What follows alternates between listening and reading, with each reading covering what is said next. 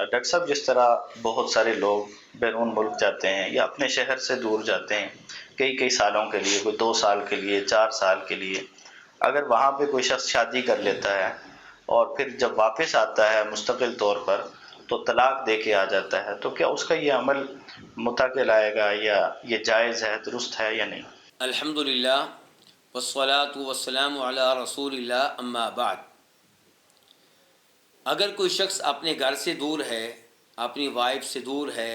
کسی اور ملک میں رہتا ہے، اور جس ملک میں رہتا ہے وہاں پہ اس سے خطرہ ہے کہ میں بدکاری میں مبتلا ہو جاؤں گا، زنا کر بیٹھوں گا، وہ اللہ سے ڈرنے والا ہے، تو وہ سوچتا ہے کہ میں یہیں پہ شادی کر لیتا ہوں، تو اس کے لیے شادی کرنا جائز ہوگا۔ اب یہ شادی کرنے والا شخص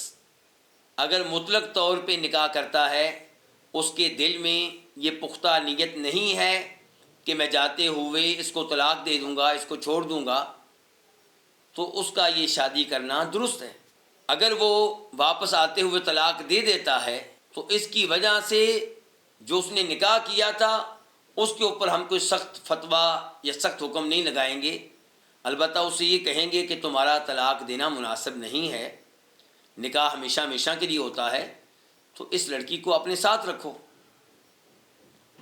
دوسرا شخص وہ ہے جو نکاح کرتا اس نیت سے ہے کہ میں نے جاتے ہوئے اس کو طلاق دے دینی ہے، یہ شخص پہلے شخص سے مختلف ہے، اس کے نکاح کے بارے میں اختلاف ہے۔ جمہور علماء کرام یہ رائے رکھتے ہیں کہ اس کا نکاح شرعی طور پہ درست ہے۔ کیوں درست ہے؟ کیونکہ اس نے اپنی نیت چھپائی ہوئی ہے، اس نے اپنی نیت کو معاہدے کا حصہ نہیں بنایا، اسے آپ نکاح متع نہیں کہہ سکتے، کیونکہ نکاح متع میں باقاعدہ فریقین، لڑکی اور لڑکا معاہدہ کرتے ہیں کہ میرا اور آپ کا نکاح عارضی ہے، 1 دن کے لیے، 1 مہینے کے لیے، 1 سال کے لیے، جبکہ یہاں پہ ایسی صورتحال نہیں ہے۔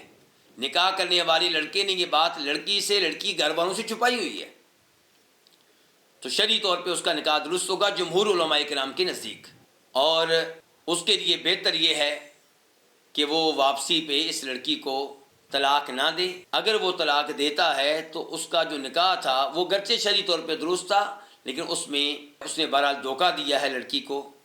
اس کو چاہیے تھا کہ اپنی نیت کو واضح کرتا،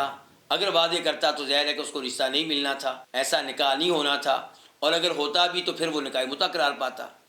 لیکن اس نے اپنی نیت چھپائی ہوئی تھی، اپنی نیت کو ظاہر نہیں کیا، تو شرعی طور پہ تو نکاح جمہور علماء کرام کے نزدیک درست ہو گیا، لیکن یہ غیر مناسب ہے۔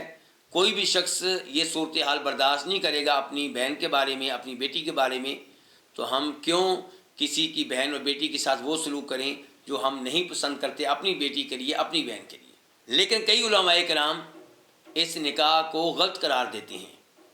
اور وہ کہتے ہیں کہ یہ نکاح متع ہے، کیونکہ نکاح کرنے والے مرد کی یہ نیت ہے کہ میں واپسی پہ